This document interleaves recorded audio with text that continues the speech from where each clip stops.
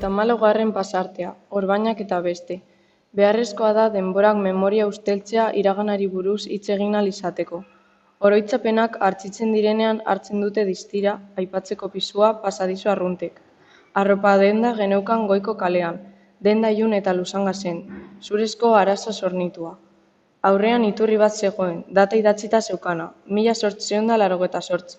Antze edaten genuen umeok gure joan etorrien atsedenaldietan.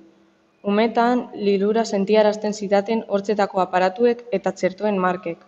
Orbainak izan nahi nituen azalean. Bizipen gomutagarriren bat pairatu duenaren seinaletzat nituen. Norberak eskuhartzerik izan ez duen abentura basatien lekukotzak zirelakoan. Miraz begiratzen nion, kasurako. Lagun batek belaunean zeukan marka satarrari. Gaseosa botila bat lehertu zitzaidan, azaltzen zuen berak, harro. Amari eta beste emakume batzuei udan beso bilusietan ikusten izkien txertoen orbain biribilei, haragizko hilbete nanoak edo talo txikiak iristen nien.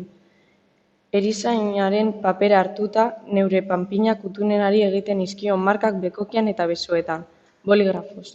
Marrasturiko orbainaiei esker nagusiagoa begintatzen zitzaidan. Pentsatu gabe, haren azalean inprimatu nituen munduak arestian niri sortu gabeko arraildurak. Gerora, nire nahas-mahas literarietarako aitzakia gertatu direnak. Behin batean, botikin bat oparitu zidaten, eskaizko maletatxo bat, tapan gurutze gorria zuena. Jostailu hark geu bilakarazi gintuen jakinguraren jostailu.